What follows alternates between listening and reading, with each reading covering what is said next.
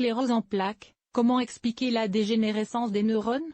Des chercheurs français affirment que la régulation énergétique est un acteur clé dans la sclérose en plaques.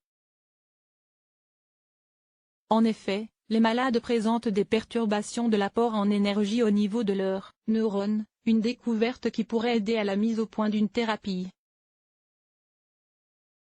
La sclérose en plaques est une maladie auto-immune chronique du système nerveux. Dans la sclérose en plaques, les cellules qui fabriquent la myéline, une substance qui forme une gaine autour des prolongements du nerf assurant la conduction de l'influx nerveux, sont attaquées par un processus auto-immun. La myéline est endommagée et laisse place à des lésions dispersées dans le système nerveux central, dénommées sous le terme de plaques. Selon leur localisation et importance, les informations qui transitent par le système nerveux sont plus ou moins perturbées. Les symptômes de la sclérose en plaques, troubles moteurs, sensitifs, de l'équilibre visuel, sont le reflet de ces anomalies. L'évolution de la maladie, le plus souvent par des poussées, est source de handicap à long terme. La sclérose en plaques est la première cause de handicap sévère non traumatique chez les trentenaires selon l'assurance maladie. Mais que se passe-t-il entre le moment où la myéline disparaît et la dégénérescence du neurone?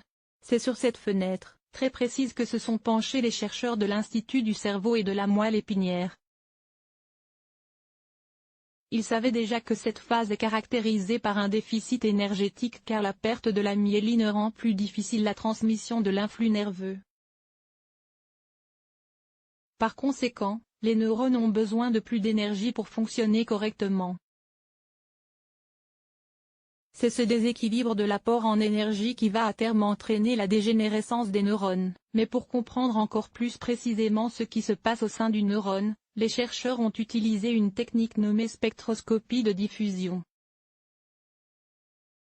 Celle-ci permet entre autres de mesurer la diffusion de deux petites molécules impliquées dans l'apport d'énergie aux neurones, la créatine et la phosphocréatine.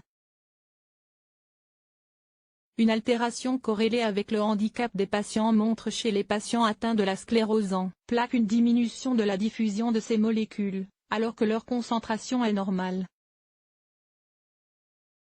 Ce qui suggère que ce tandem de molécules indispensables pour le cerveau est perturbé dans sa régulation.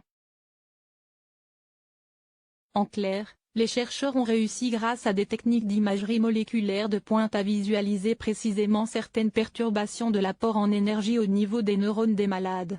Ils ont par ailleurs mis en évidence que cette diminution de la diffusion de ces molécules se produit dans différentes parties du cerveau, en particulier en dehors des lésions déjà visibles, dans la substance blanche, tissu nerveux faisant partie du système nerveux central et qui contient essentiellement des axones, et dans les deux thalamus, une région localisée profondément dans le cerveau jouant un rôle dans la transmission des messages sensitifs au cortex cérébral.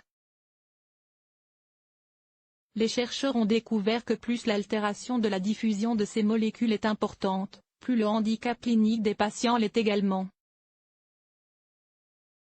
La prochaine étape de leur étude consiste à avoir une idée précise de ce mécanisme perturbé au cours de la maladie en couplant la spectroscopie de diffusion avec d'autres examens, dans l'espoir de mettre au point une thérapie.